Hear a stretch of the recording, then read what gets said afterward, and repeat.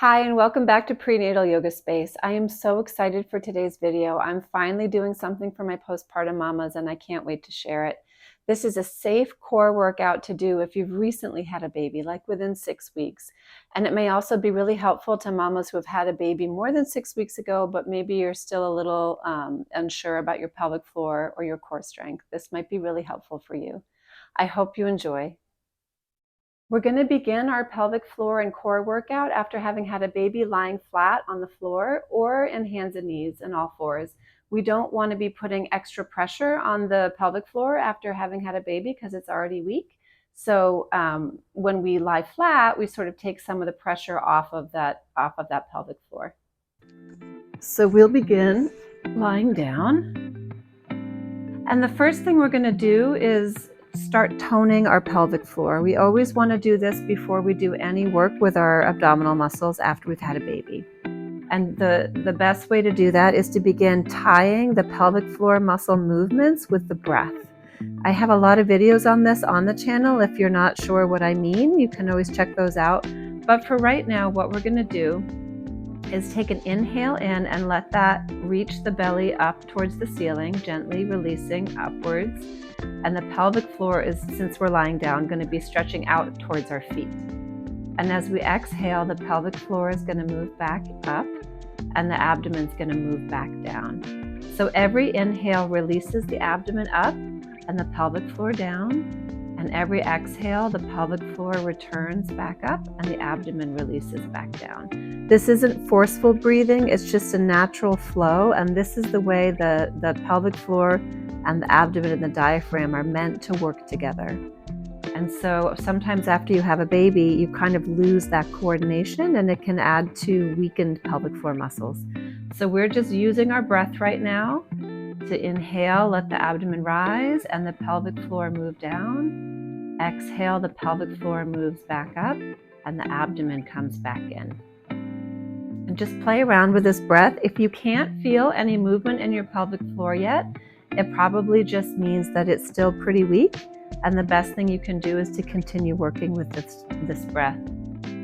So on your own, take about 10 more breaths. Inhale, the abdomen lifts, the pelvic floor moves down.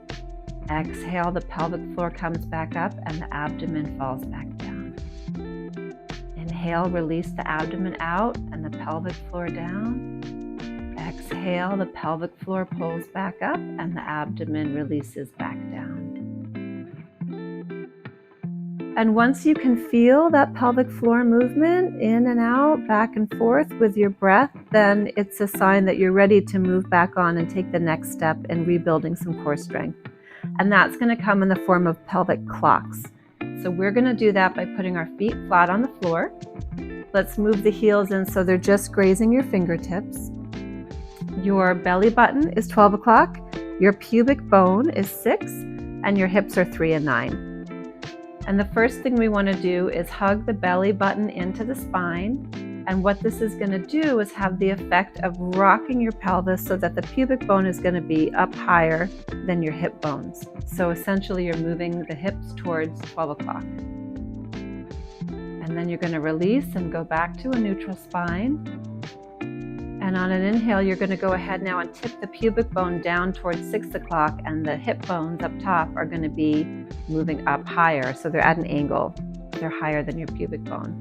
To do that, you want to feel like you're using your low back muscles. Release back to a neutral spine. So what we're doing is rocking the pelvis back and forth between 12 and 6, but we're using core stabilizing muscles. So the muscles in your lower belly are the ones that are moving you to 12 o'clock. And the muscles in your low back are the ones that are shifting you to 6 o'clock. 12 and 6. It's critical that you don't use your butt muscles, your gluteals, or your quads, that you're not clinging to anything there to move your hips. That would be a sign of core muscle weakness, and we want to be strengthening. So again, hug the belly in to the spine. Use your low belly muscles to slowly, gently tilt your pelvis to 12. Release. And now use your low back muscles to tilt your pelvis to 6. Release. Back and forth between 12 and 6. being mindful not to be squeezing our butt or using our quads. We're using our low belly and our low back muscles. And this is stabilizing all of those little muscles that are there to help keep your core strong. And they also help keep your pelvic floor strong. They're all wired together. Now we're going to move on to 3 and 9. So we'll start with our left hip. I guess the left hip is 3. So the left hip is going to tip up in the air. The right hip will be lower than the left.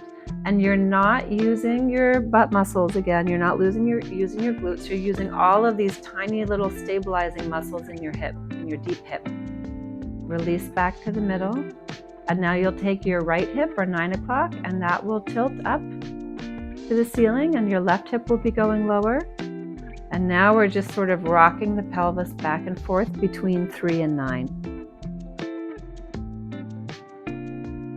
If you have any pain here, then it's a sign for you to just stop and maybe go back to the breathing exercise. Back and forth between 3 and 9. Strengthening all of those deep hip stabilizing muscles. Good. Now you've stabilized your core muscles and you've worked with your pelvic floor. We're going to take another step towards toning your core muscles after having a baby. That's going to be in the form of belly pulls. So for this, we keep our feet flat on the floor. You can put your hands at your sides or you can rest them on your tummy, whichever feels more comfortable for you. You're going to hug your low belly into the spine and you're going to let your left leg float off the floor just a few inches. Again, here we're not using our inner thigh muscles or our quads or our glutes to do this. We're trying to really just hug the low belly in and let the left leg float off the floor.